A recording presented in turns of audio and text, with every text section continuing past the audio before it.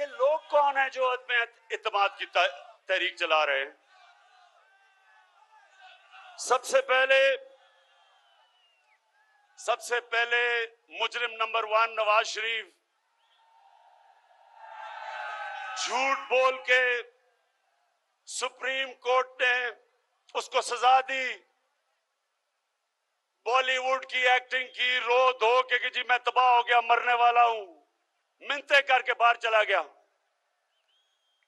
मैं ये सोचता हूं नून लीग वालों अगर सुन रहे हो तो मेरी बात जरा, मैं चाहता हूं इस बात पे थोड़ा सा गौर करो कि कभी गीदड़ भी लीडर बन सकता है? कभी दुनिया में सुना है कि वो लीडर हो जो खुद तुम आगे भाग जाए और दूसरी तरफ आप भागा है?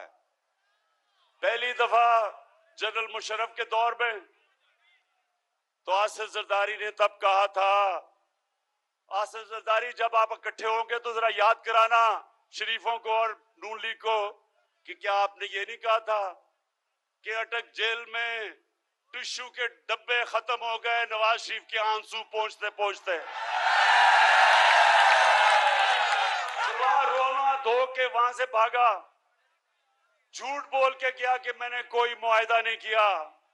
फिर वो सऊदी शहजादा आया और उसने मुआहिदा दिखा दिया। फिर कहता नहीं जी वो असल में 5 साल का था, 10 साल का नहीं। अब फिर बाहर चला गया है।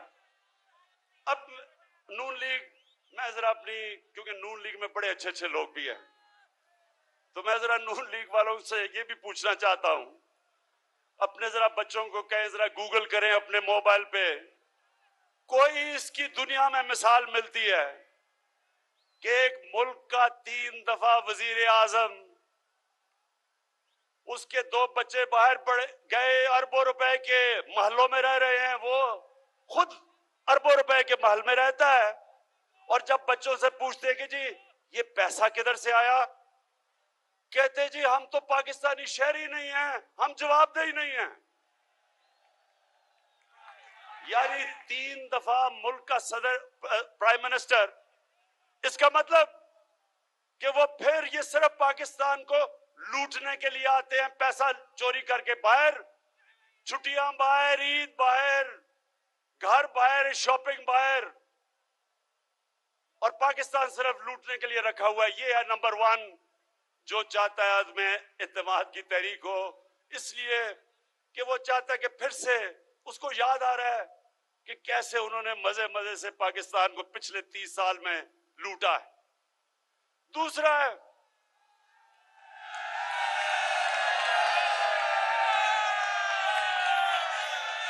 है शहबाज शरीफ। अब ये शहबाज शरीफ कौन है? अगर आपने शहबाज शरीफ का पता चलवाना है तो कहीं से मकसूद चपड़ासी को पकड़ के ले आए। वो बेचारा मकसूद चपड़ासी, एक दिन उसे पता चला कि उसके बैंक के अंदर 375 करोड़ रुपया आ गया। ये इसी तरह ही था कि हुदैबा पेपर मिल में लंदन में काजी फैमिली बैठी थी आज से 20-25 साल पहले, क्योंकि इन्होंने तो पुरानी चोरी शुरू की हुई है ना, तो उनको पता चला कि उनके बैंकों में लाखों पाउंड आ गए। वो बेचारे हैरान, किधर से आए हैं? पता चला यहां से चोरी का पैसा पहले उधर भेजा और उधर से रेमिटेंस दिखा के पैसा पाकिस्तान ले आए। तो शहबाज शरीफ, अच्छा अब इसका मैं आपको एक बताऊं, इन दोनों ने ये हर कोई मैच खेलता है ना, तो इन्होंने एक मैच की एक टेक्निक निकाली हुई है। वो भगौड़ा जो उधर बैठा है, वो और उसकी बेटी, वो फौज को बुरा भला कहते हैं, और शहबाज शरीफ जो भी उसको बूट नजर आता है पॉलिश करना शुरू कर देता है। लेकिन शहबाज शरीफ, ये वो जमाना बदल गया है।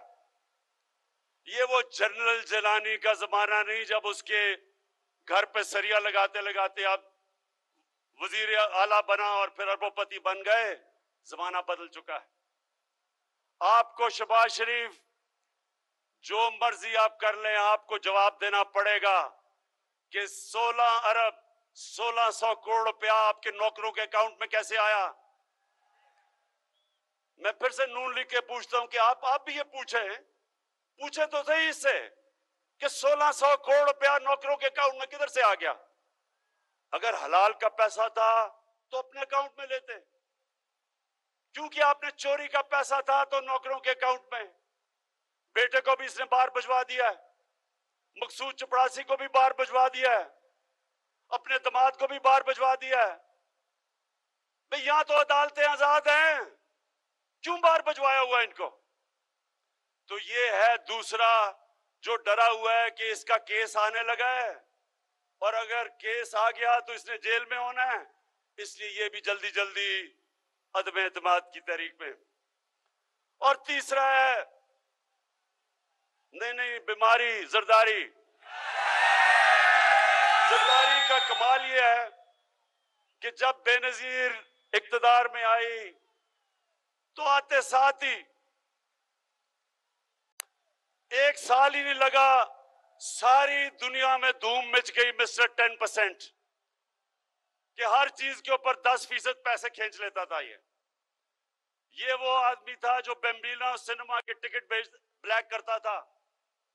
उसके बाद जो इसने पैसा बनाना शुरू किया, इसके और नवाज शरीफ के ऊपर बाहर के अखबारों के अंदर मजमून आए, किताबों के अंदर इनका जिक्र आया, इनकी चोरी का। बीबीसी के ऊपर फिल्में बनी इनकी चोरी पे।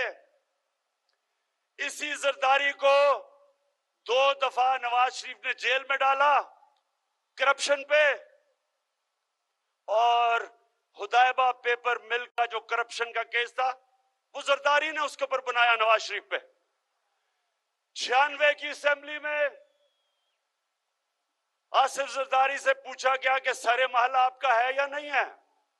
एक बड़ा महंगा इसने महल खरीदा बर्तानिया में। इसने असेंबली में कहा ये मेरा नहीं है। वो केस हुआ, केस पाकिस्तान जीत गया, सारे माल को बेचा, पैसा पाकिस्तान आना था।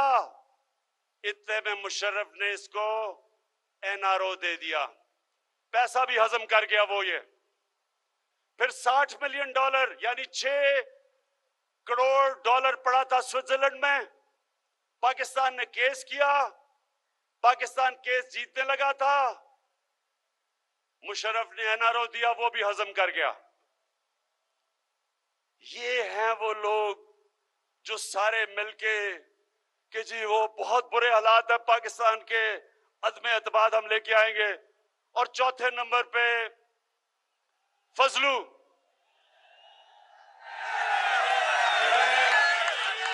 मैं इसको कभी मौलाना नहीं कहूंगा, क्योंकि मौलाना, हम अदब से मौलाना को कहते हैं। मौलाना पढ़े लिखे दीनी लोग होते हैं, हम उनकी इज्जत करते हैं। लेकिन जो डीजल के परमिट को बेच के पैसे बनाता है, और ये सिर्फ पैसे नहीं बनाता, ये ब्लैकमेल करता है। मदरसे के बच्चों को ले आया, इस्लामाबाद में धरना दिया।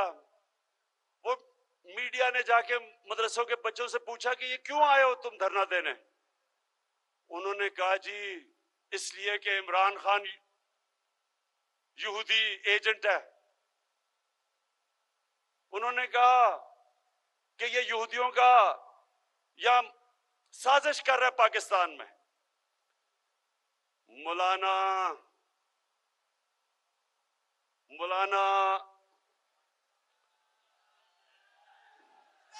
नहीं, डीजल नहीं मैं कह सकता इसको। फजलू, मुझे ये बताओ कि तुम्हारे और ये जो तुम्हारा डाकुओं का टोला है, इसके होते हुए यहूदियों को साजिश करने की जरूरत क्यों है पाकिस्तान में? पिछले 10 सालों में 4 गुना, 2008 से 18 तक 4 गुना पाकिस्तान का कर्जा बढ़ा है। 4 गुना, 6,000 अरब रुपए से 2008 में, 60 साल में पाकिस्तान का कर्जा 6,000 अरब था। इन्होंने 10 सालों में पहुंचा दिया 30,000 अरब। तो मैं इनसे पूछता हूं कि जब आपने मुल्क को मकरूज कर दिया, जो भी हम टैक्स में इकट्ठा करते हैं आधा चला जाता है आपके लिए हुए कर्जों की किस्तों पे। तो जब आपने मुल्क को मकरूज कर दिया तो यहूदियों को साजिश करने की जरूरत क्या है? आप ही काफी हैं। फजलू फजलू मैं आपसे, आपकी और मेरी उम्र एक ही है। हमारी उम्र में हमें सोचना चाहिए कि ऊपर वाला कभी भी बुलावा दे दे। हमें अपनी आखिरत की फिक्र करनी चाहिए। और आपका तो थोड़ा वजन भी ज्यादा है, इसलिए आपको अब सोचना चाहिए अपनी आखिरत का। यानी आप एक दीन के नाम पे पैसे बनाते हुए आपको कोई खौफ खुदा नहीं है। कुछ तो सोचें कि आप जो मदरसे के बच्चे, और मैं ये समझता हूं कि हमारा बहुत बड़ा एहसास है हमारे मदरसे के बच्चे, लेकिन इनको आप इस्तेमाल करें अपनी सियासत चमकाने के लिए और ब्लैकमेल करने के लिए। जो मैंने कुरान पढ़ी है और जो मेरा दीन का जितना भी इल्म है, अल्लाह ने आपको माफ नहीं करना। ये चार लोग मिलके अदम एतमाद कर रहे हैं।